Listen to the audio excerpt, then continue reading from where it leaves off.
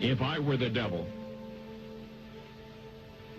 if I were the prince of darkness, I'd want to engulf the whole world in darkness, and I'd have a third of its real estate and 4/5 of its population, but I wouldn't be happy until I had seized the ripest apple on the tree.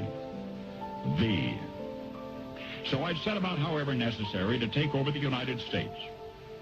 I'd subvert the churches first. I'd begin with a campaign of whispers. With the wisdom of a serpent, I would whisper to you as I whispered to Eve, do as you please. To the young, I would whisper that the Bible is a myth. I would convince them that man created God instead of the other way around. I would confide that what's bad is good and what's good is square. And the old I would teach to pray after me, Our Father, which art in Washington.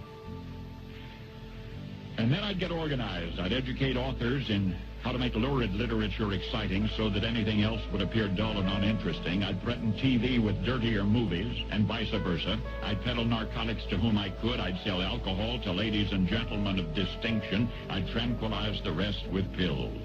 If I were the devil, I'd soon have families at war with themselves, churches at war with themselves, and nations at war with themselves, until each in its turn was consumed. And with promises of higher ratings, I'd have mesmerizing media fanning the flames.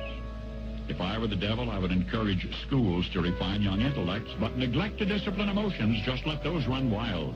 Until before you knew it, you'd have to have drug-sniffing dogs and metal detectors at every schoolhouse door. Within a decade, I'd have prisons overflowing. I'd have judges promoting pornography. Soon I could evict God from the courthouse, then from the schoolhouse, and then from the houses of Congress. And in his own churches, I would substitute psychology for religion and deify science. I would lure priests and pastors into misusing boys and girls and church money. If I were the devil, I'd make the symbol of Easter an egg and the symbol of Christmas a bottle.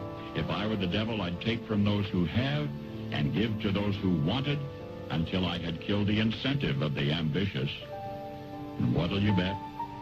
I couldn't get whole states to promote gambling as the way to get rich. I would caution against extremes in hard work, in patriotism, in moral conduct.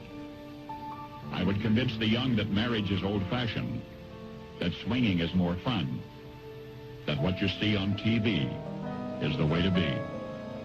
And thus I could undress you in public, and I could lure you into bed with diseases for which there is no cure.